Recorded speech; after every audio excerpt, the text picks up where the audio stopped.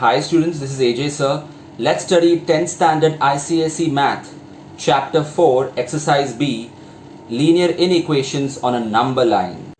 Let's start with Exercise 4B. Cancel question 1. In question 2, let's do Roman number 1. Whenever we see the line or a part of the line shaded, then the universal set is real numbers. We can see that the range of values would be less than or equal to minus 1, and it will go on till infinity because even the arrow is shaded. So the answer is x less than or equal to minus 1, and x belongs to the set of real numbers. Because x belongs to real numbers, even the decimal values will be a part of the range. So not only minus 1, minus 2, minus 3 and so on, but even decimal values like minus 2.5, minus 3.1, minus 4.001, all of these values will be included in the range. Even minus 1 is included because the circle on top of it is a solid circle, not a hollow one. Unlike Roman number 3, where we have a hollow circle on number 3. That means 3 will not be included in the range of values. Here minus 1 is included because it's a solid circle. Here minus 4 has a solid circle, so minus 4 will be included in the answer, but 3 won't be. And all the values between 3 and minus 4 will be a part of the solution set. And obviously x will be a real number because the entire part of this line is shaded. So the answer is x is greater than or equal to minus 4 but less than 3. Notice how there is no equal to sign here, which means 3 is not included in the solution. However, 2.9 or 2.999 will be included, just the 3 is not included. And don't forget to write x belongs to real numbers. Now let's do 3.1. A range is already given and we have to simplify this. I can see that x is not alone. There are some numbers associated with it. So for such an inequation, we split it into two. One with the left part of it and the other with the right part of it. Here we go. And solve them independently. So I want x to be alone. Minus 1 goes here and becomes plus 1, so that's minus 3. 3 goes down, so the answer is x is greater than or equal to minus 1. Or you can even read this as minus 1 is less than or equal to x. Notice that I prefer the sign to be like this. That is the two dots on the right hand side and the single vertex on the left hand side. Now let's solve this. Minus 1 goes here and becomes plus 1, that's 9. 3 goes down, 9 upon 3 is 3. You can show that step or do it mentally. So x is less than 3. So again, the two edges are on the right hand side and the vertex is on the left hand side. It's just something I prefer rather than writing something like 3 is greater than x. Even this is accurate, but I would rather have this greater than or less than signs like this, always facing my right, always facing my right, so that it becomes easy for me to combine it. Now these two inequations have to be combined into a single inequation range. X has to be written only once now. Minus 1 is to the left, so copy that, and 3 is to the right, so copy that. And the signs, I can simply copy the signs as it is on left or right side respectively. This way there will be no confusion while combining them. And now this has to be represented on a number line, which can be done with a pen or a pencil. Now minus 1 will be included, so a solid circle. 3 will not be included, there is no equal to sign, so it will have a hollow circle. And if you read the question, it's mentioned that it's a real number line. So the solution set will include all the numbers, even the decimals. So we'll have to shade the entire range between -1 and 3. If the solution set was only for integers, whole numbers, natural numbers, we never shade the line. When we shade the entire line or a part of a line, it is only for real numbers because it includes decimal values as well. That's why. Next, let's do question 4, 4.1, 4.2 cancelled. Let's go for 4.3. So we copy the question and we solve it. I would not shift 2x on the left hand side because then I will get -x. I don't want to deal with negative x values. I would rather shift x on the right hand side, so that becomes x.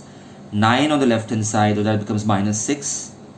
And you can keep it like this, or you can just interchange the positions and write it like this. But I suggest you to go with this one. As I said, I want my two edges of the sign always facing my right, because when I draw a number line, I can remember that I have to shade the right hand side of my number line because x is greater than or equal to -6. So will -6 be included in the solution set? Yes, equal to sign is there. So here it is. And it goes on, greater. Greater means there is no limit. It will go on till infinity. So I'll have to shade the arrow also, or bolden the arrow as well, indicating that it goes on till infinity. All the positive values, all the decimal values are also included in the solution set. I know imagining infinity is insanity, but this is how we solve the sum. Next, Roman number 5. 1 plus x greater than or equal to 5x minus 11. So again, solve it as usual. Finally, we get x is less than or equal to 3. Notice how I changed the way it was represented simply because I want my sign always facing the right. X is to the left now this time, which is very different from here. Here x was towards my right, so my range was towards the right. Here x is towards my left, so my range will go towards my left. So this avoids silly mistakes. That's why I insist on always writing like this. Note, I have not flipped the sign. I have simply written the same thing in another form, a mirror image. So will 3 be included? Yes, 3 will be included, so solid circle. Less than or equal to 3, so it will go on till infinity. These are real numbers, so decimal values will also be included. Hence I have shaded the entire line, and even the arrow is shaded because it goes on till infinity. Next, the sixth sum. List the elements of the solution set of the inequation which is given, and this time the solution set will have only natural numbers. Keep that in mind. You have to be very careful while reading the sum. So this is as usual. We split it into two inequations. We solve them. So x is greater than -1, x is less than or equal to 11 upon 3, that's 3, 2 upon 3. Then combine them, write x in the center, copy the left hand side part, copy the right hand side part, and you get the combined inequation. So what is the range? It is seems to be between -1 and 3.66, but including 3.66. If it was a number line, we could have drawn it from -1 till 3, 2 upon 3, right? However, this is not for real numbers. It's only for natural numbers. Natural numbers don't include decimal values. It doesn't include zero or negative numbers. So when we make a list of elements, it will only be 1, 2, and 3. Why is -1 not there or 0 not there? They are not natural numbers. Why is 3, 2 upon 3 not there even though there is an equal to sign? Because this is not a natural number. It's a decimal value. It's a fraction, a proper fraction. So this is the answer. They have not asked us to plot the number line in this sum. Next, the eighth sum. Find the values of x which satisfy the inequation. And this is an IMP sum. Note how, again, it's natural numbers. So again, we split it into two inequations. Solve the left hand side. How do we solve that? First, get the numbers together and get the x term independent. So I will send this to the left hand side, minus becomes plus. Note, I'm not cutting the minus sign, so there will be no flipping of the inequation out here. Do the LCM, cross multiply, I want x alone, and I get x is less than or equal to 15 upon 4. Similarly, when we solve the right hand side, I want the x term alone, so I'll shift it to the right hand side because I have a negative sign, I want to get rid of it. Take the LCM, and I get finally x is greater than or equal to minus 2. Now we have to combine these two inequations. Now, ideally, when we get two inequations and we have to combine it, notice that here x is on the right hand side and here is x is on the left hand side of the inequation. And so we can write x in the center. Then we copied this out here and this out here, which was pretty straightforward. But here something's weird. I have x on the left hand side and here I have x on the right hand side. So what we could have done is consider this to be the left part of the inequation and this as the right part of the inequation. So there is no difference in this sum, no new technique. It's just that we have to exchange the position of the inequations. So again, I will write x in the center. Less than or equal to 15 upon 4. Less than or equal to 15 upon 4. That is 3 upon 4. X greater than or equal to minus 2. Greater than or equal to minus 2. So in this sum, it's just that this will be mentioned on the left and this is mentioned on the right. So keep that in mind. Don't just blindly copy this number on the left and this number on the right. That won't make sense because here the signs should match. This sign matches with this. See here, x is greater than or equal to, x is greater than or equal to, x is less than or equal to, x is less than or equal to. So that is why it was an IMP sum. Also, we have to select the answers which would be natural numbers. So in this range, what are the natural numbers? Definitely not minus 2, minus 1 and 0. So it has to be 1, 2, 3, 4. No, not 4 because x has to be less than 3.75. So why don't I write 3.75? Well, it's not a natural number. And how do we represent it in number line? Just by the dots normally. Why don't we shade the part of this number line? Because they are not real numbers. The solution set has only natural numbers. So the decimal values in between are not included. Why don't we shade either of the arrows? Because it's not going on till infinity. That's why. Next, cancel the 9th and the 10th sum. And now let's go for 12.1. Again, an IMP sum. So once again, they have already given us two separate inequations. We don't have to split it. We just have to solve them and combine them. X is less than 8 and x is less than or equal to 5 1 upon 3. Again, something very strange. Here, x is on the left and even here, x is on the left. So how do I join them? Well, use common sense. X is less than 8, okay, and when they say and, it means that both the conditions should be satisfied. X is less than or equal to 5 1 upon 3. Let me explain this with the help of a number line. So when we say x is less than 8, 8 is not included, but this entire line is shaded because it's a set of real numbers till infinity, yes. And when we say x is less than or equal to 5 1 upon 3, 5 1 upon 3 is included and this entire part of the line is shaded till infinity. And we need to find a values of x which satisfy both the conditions.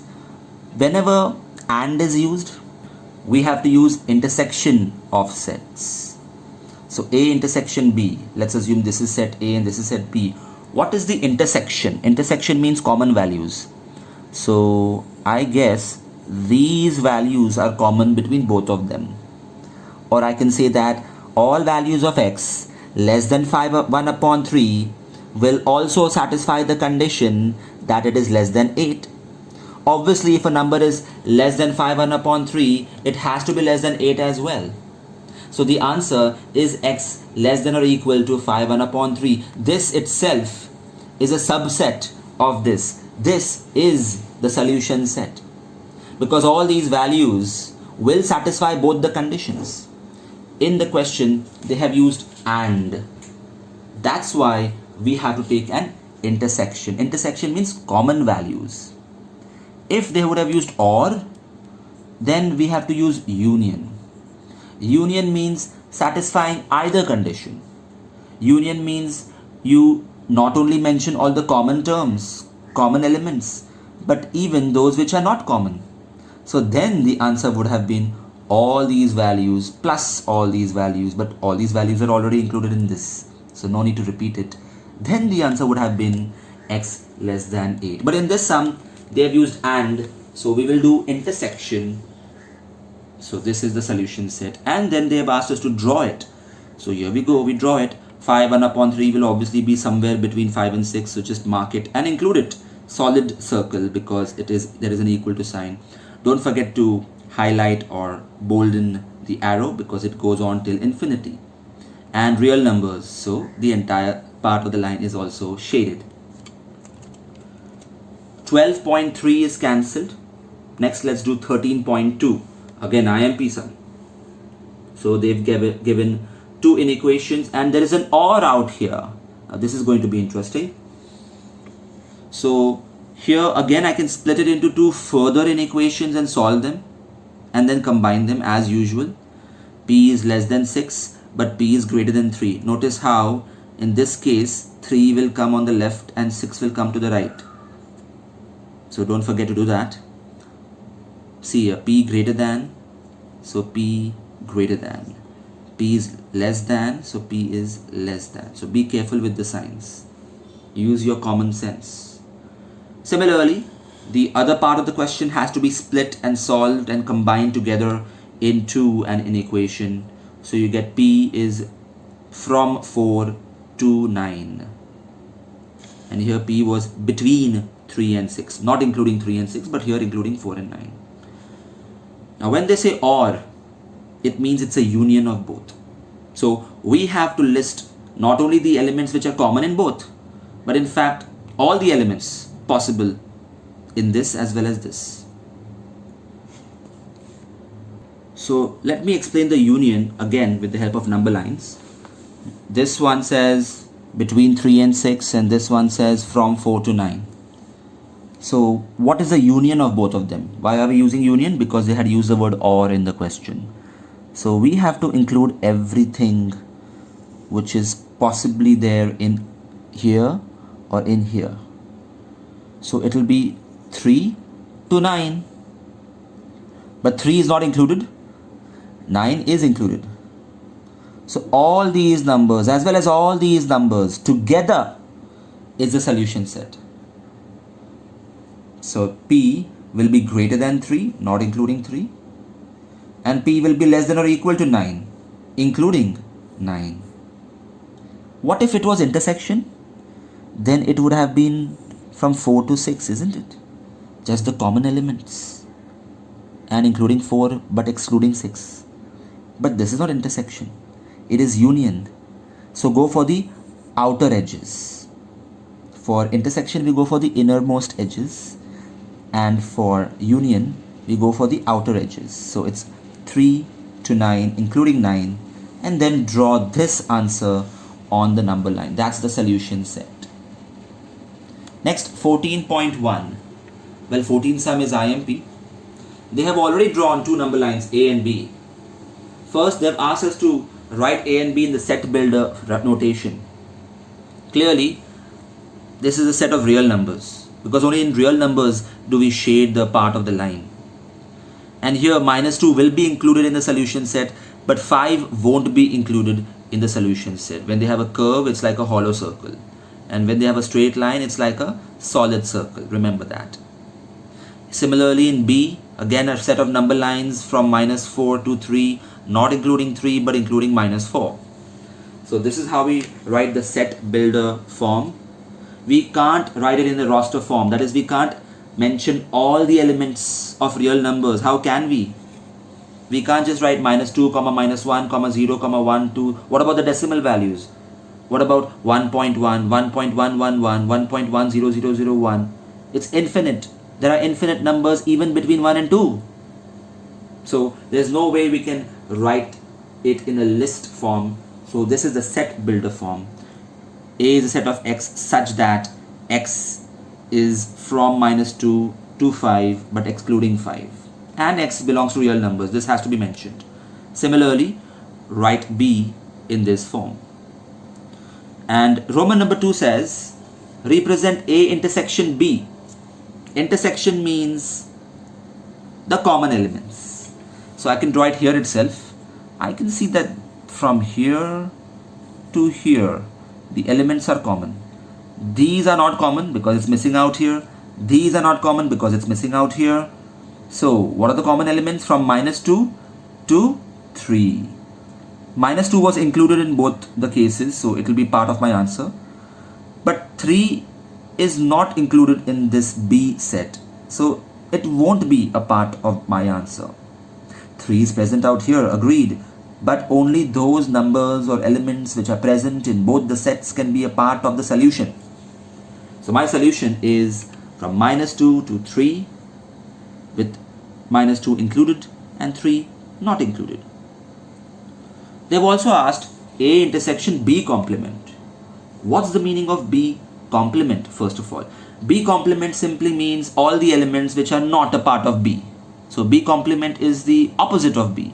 So that would mean all these numbers, that is -4 till infinity, minus infinity, not including -4 of course, because -4 is already a part of B. So -4 won't be a part of B complement. And on this right hand side, 3, 4, 5 until positive infinity. And 3 will be a part of B complement because 3 is not a part of B. So first, let me draw the B complement. It looks like this. And I'm going to draw A once again, because then it is easy for me to visualize their intersection. So now tell me which elements are common between these two sets. I see only these elements are common. These are uncommon, and even these are uncommon, and these are uncommon. So what are these elements? It's from 3 to 5, isn't it? 3 included, but 5 won't be included in my solution set. So now it's so easy for me to draw the intersection number line. A intersection B complement is nothing but 3 to 5. I forgot to write 4 out here. And that's the final answer. Drawing these two number lines was not compulsory. If you could have done this mentally, the intersection, and drawn the answer directly, it's fine. But I feel when you draw it one below the other and with the help of lines you find the intersection, you avoid silly mistakes. So do that. Next, let's go for 15th question. 15.1 is cancelled because it's very easy. 15.2. So again we have two inequations and is used. Use real number line and find the range. So once again I'm going to use two number lines and find their intersection. X is less than 0. So here we go. Less than 0 till infinity, not including 0. X is between -3 and 1 but not including 1 but including -3. So I drew the number line here. And now what's the intersection of the two? I see -3 is common and 0 is common, but 0 won't be included and -3 will be included. So now I can write the range. It is from -3, there should be a minus sign here, -3 till 0, but 0 is not included. -3 is included. And they have not asked us to draw the number line, so we leave it at that. Next question is the 17th question, which is IMP. So they've given set A and set B, and they've asked us to find the various intersections and subtractions. First things first, let's draw A and B on the number line. They have not asked us to, but as I said, if we draw it, we can visualize it and get the answer easily. So here we go. I've just translated the sums into a number line, A, B and A complement. Don't just copy, try to figure it out on your own and come back to check from here. Roman number 1, A intersection B. A intersection B means what is common between A and B. Let me draw -1 and 3. These are common. Is -1 included? Nope. And 3 is included? No. So the solution set is -1 to 3 and they are not included. But everything else in between is included because it's a real number line. Roman number 2. A complement intersected with B. And that's why I drew A complement in the beginning itself. A complement simply means all those elements which are missing from A. So -1 onwards till infinity and 5 onwards till positive infinity, but 5 won't be included here because 5 is already a part of A. So the question is, what is the intersection of A complement and B? So what's common? What do you see common? Here there's nothing common, here there's nothing common. Here we see a lot of common elements. Let me draw lines from -1 to -1 and -4 to -4. Is -4 going to be included? Yes. Is -1 going to be included? Yes. So A complement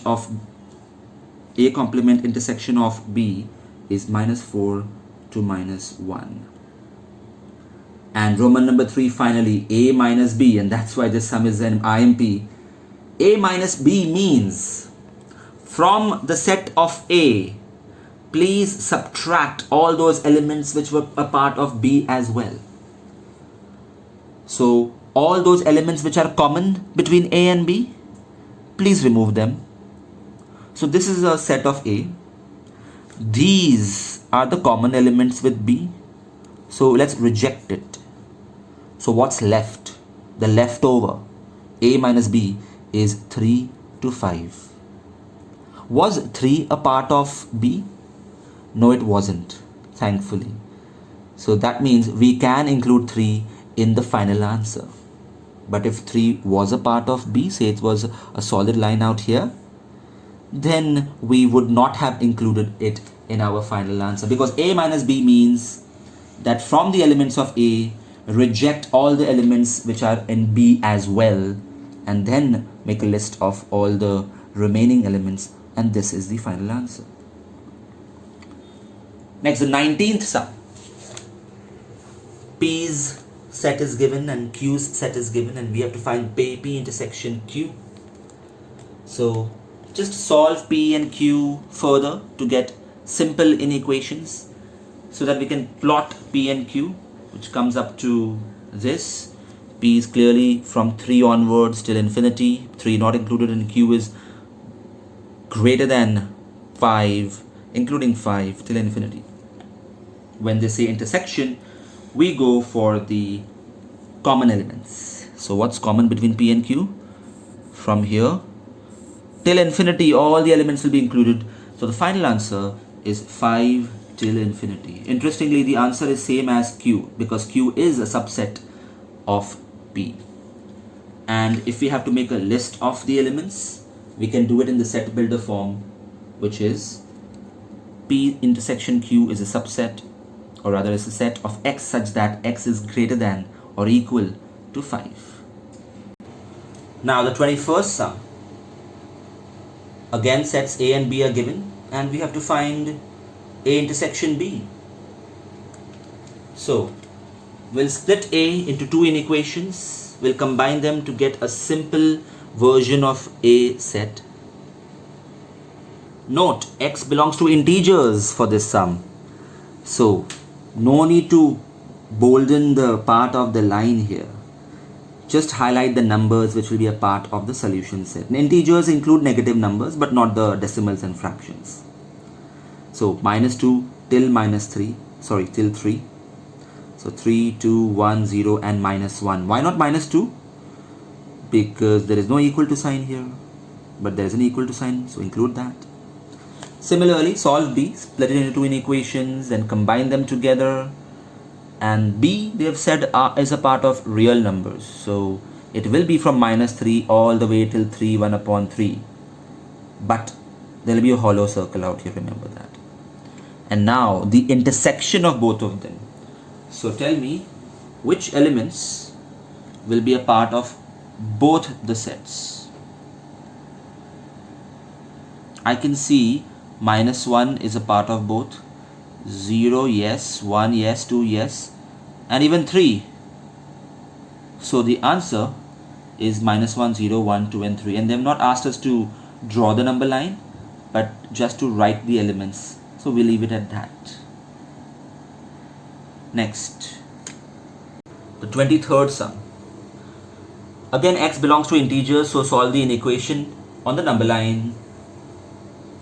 We split the inequation into two parts, we solve them, and we get these values. Note how the final form is not the way I like it, so please rearrange the terms in the correct way before you combine them together.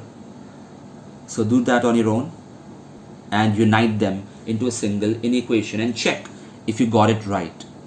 Pause the video and do it. Ready? Here's the answer. Did you get it right? So the solution set will be a number between 4, 4 upon 5 and 6, including these two numbers. And the universal set for this sum is integers. That means decimal values and fractions won't be included. So the only possibility is 5 and 6. Why not 4, 4 upon 5? That's not an integer. Negative values would have been allowed, but that's not possible in this range. So on the number line, what will we do? Just 5 and 6. That's it. Now the 25th sum. Find the value. And here x is a natural number. So again, split them into two inequations, solve them, and then combine them into a single inequation. -2 to 5. Nice range out here. But natural numbers don't include 0 and negative numbers. So the only possibilities are 1, 2, 3, 4, 5, and plot them on the number line. Next, let's do 26.2. X is a positive even integer. Even number. So that's another restriction on the values possible. So here we solve it. And x is less than 15. Less than 15 would go on till the negative infinity, but they have said positive values only, so negative values are ruled out, and only even integers. So the values will be 2, 4, 6, 8, 10, 12, 14. Why not 0? 0 is an integer. But they have asked for positive integers, and 0 is neither positive nor negative, so I can't include that in the solution set. Next, the 28th sum, which is an IMP sum. Find 3 consecutive largest possible integers. Whenever they say 3 consecutive integers, we have to take them as x, x plus 1 and x plus 2. Even if they would have said 3 consecutive smallest positive integers, we would have used x, x plus 1 and x plus 2. And then they've given a condition. The sum of 1/3 of first, 1/4 of second, and 1/5 of the third is at most 20. So we solve it this way. We assume the three numbers to be x, x plus 1 and x plus 2. And then the addition of the three numbers, that is 1/3 of x, 1/4 of x plus 1 and 1/5 of x plus 2, is at the most 20. At the most means maximum 20. It cannot exceed 20. So it can be less than or equal to 20. And now you just solve it usually. Take the LCM, open the brackets, let 60 go up out here, get the x's together, solve further. And finally you get x is less than or equal to 24, 33 upon 37. So the biggest number which x can hold as its value is 24. Because x cannot be greater than 24. X can be less than or equal to 24, but not greater. So the highest value of x possible is 24. Why not 24, 33 upon 37? Well, because we are dealing with integers, so that doesn't include fractions and decimals.